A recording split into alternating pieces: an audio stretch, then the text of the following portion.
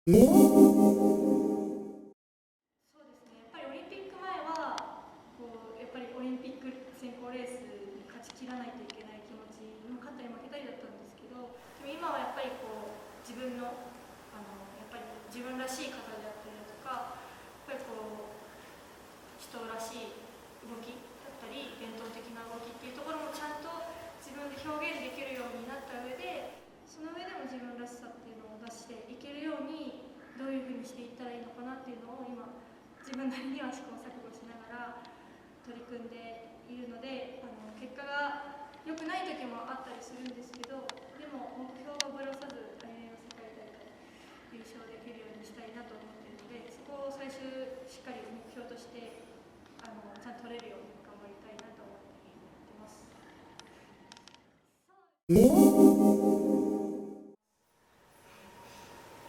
技術的なところとかいろいろコーチの人とか、はい、先生方に教わってると思うんですけれど、はい、私の方から見て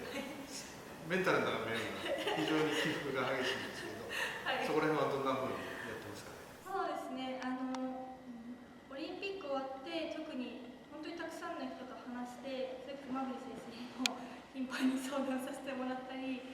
しながら自分で整理をして、それでもやっぱり解決策が自分の中で見えないときは、やっぱりそういうメンタルトレーナーというか、そういうところにも頼っていけたらいいかなと思って、今、自分なりにそこも考えながらやってる最中かなって感じです。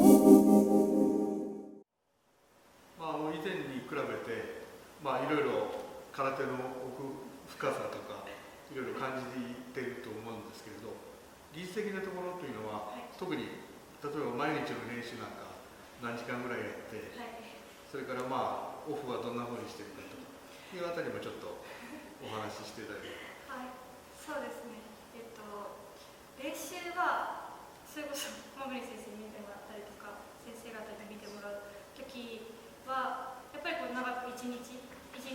かけてほぼもう朝から夜まで練習してるっていう感じなんですけど、自分でやるときはやっぱり5時間ぐらい6時間ぐらい練習した後にトレーニングをしたりとかして過ごしているので、大半やっぱ毎日練習空手の稽古に向き合ってやってる感じかなと思います。で、オフの日は手にコロコロと家からですね、ずっと体のコンディションを整えるためにケアに当てるか、しっかり睡眠とって体回復させるか、大体この2つな感じなので、ちょっと息抜きのところも今後はもうちょっとできるように外に出たりとかできるようにはしたいなと思っているところです。一日長い練習をしてますけど、はい、子どもたちにそんな長い練習はなかなかできないので、はい、道場に通っている子とかこれから空手を目指そうとする子に対しては、どんなアドバイスがありますかね。そうですね、やっぱり私自身小学生の頃は週2回道場に通って1時間ちょっと練習する感じだったので、どちらかというとやっぱ競技にそこまでどっぷり入ってたわけでもなかったとは思うんですけど、やっぱり空手を何より空手が好きで空手が楽しくて空手をやりたいっていう気持ちを常にやっぱり大事にしてほしいので、何時間も練習することがやっぱりいいわけでもなければ、自分はやっぱりここを直したいあそこを直したいっていうのがいつの間にかちょっと長くなってるだけで、本当に決められた時間でもどれだけ濃く稽古できるかがやっぱり大事だなと思うので、なので子どもたちとかは本当に楽しく空手やってほしいなっていうのが自分の中で一番強くあるなと思います。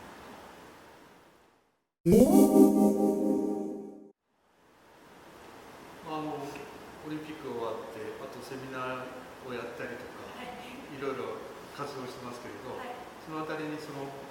もたちに直接いろいろ空手を通じて感じたこととか、何かメッセージみたいなのありますかね。そうですね、やっぱり自分自身子供が好きなので、その子供を教えたりするのも好きですし、ただやっぱりセミナーとか今年からちょっとやるようになり始めて、すごく自分を学ばさせていただいて、自分で思ってる言葉がうまく伝わらなかったりとか、この子にはこういう感じで伝わるけどこの子はこうなんだなっていうのを逆にそれから学べることもあったり、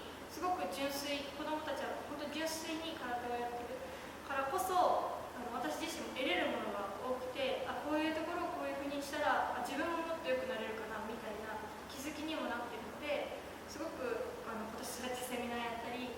講演やったりいろんな人たちと会ってすごくそういうところは人と触れて実際に空手をどんどん普及させるために活動していくのもすごく楽しいなと思ってやってます。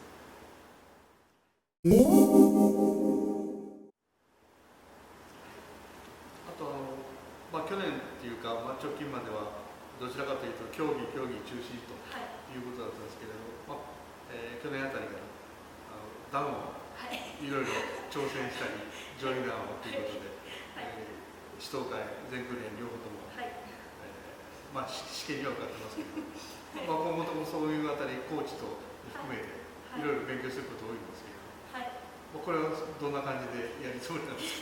か？そうですね、やっぱり競技の面で今までやってきて、今も変わらなくやってるんですけれども、やっぱり将来的には自分も指導者として空手に携わりたいなと思いますし、やっぱりまだまだ未知なことだとか、無知なことだとか、よく分かってないことの方が大半だったりするので、ただ、知識を得て結局できなかったらそれも意味がないので、それをちゃんと自分でできるまで落とし込めるように、今はちょっとずつでもそれを日々繰り返して頑張って指導者になるときに少しでもそれがまだ表現できるように準備ができたらいいなと思って、今この現役中はそういう気持ちで今までは本当に試合だったんですけど、そういうところにも目を向けてまた今後の次世代だったり子どもたち自分が経験したことをうまくちゃんと伝えながらも空手のやっぱり良さだとかっていうところも伝えていきながら、それこそ段もちゃんと取っていけるように。けるので、一言も口を聞かなかったイメージがすごいマイペースで、すごい人見知りする子なんですよ。だからあんまり喋らないんですけどね。でだんだん落ち着いてくるとすごいおしゃべりで、おしゃべりかっていうぐらいいうことで、いろんな相談事があった時に、初めはご飯を食べながら1時間ぐらいかなと思ってたら、何のことはない4時間も喫茶店でいう話ぐらい、ものすごい止まってるものをボーンと出してきた。それだけいろいろなんていうかはっきり口に出せるところが、ある意味で非常に強いことだなっていう気が強いというよりも、しっかり信念を持って動けることだなという気がしてますね。一番最初に練習した時に、普通だったら、例えば一般の人でも、選手クラスでも1ヶ月とか2ヶ月ぐらいかかるようなことがその日のうちに出来上がってしまう。でうまい子はそうできるんですけど、翌日になったら忘れてるっていう子がいるんですけど、それをもう1日ぐらいで身にできるぐらいのなんていうか勘の良さがある。ただし一番困ったのは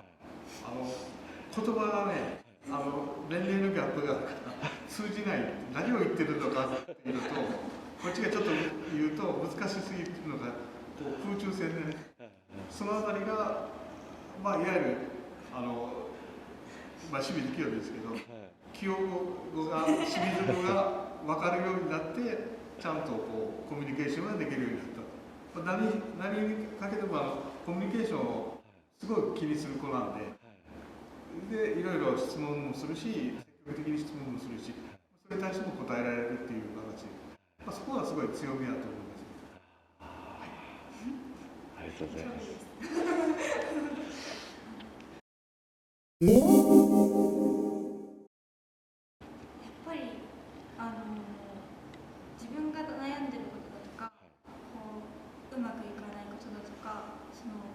空手の面はもちろんなんですけど、何でもかんでもちょっと頼ってるところなんですけど、いろいろ相談させてもらったりもしながらやってるんですけど、一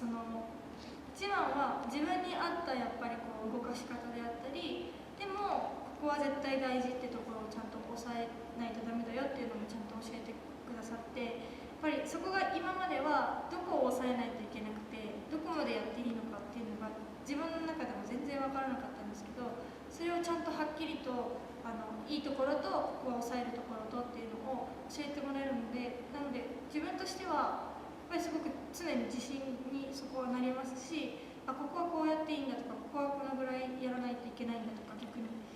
そういうのを知っていける、毎日がよく本当にいつも指導してもらってるので、毎日そうやってこれはこういう感じでいいんだとか、こういう発見があるなみたいな、常にそういう発見をいただけてるので、本当に私は楽しくやってますそ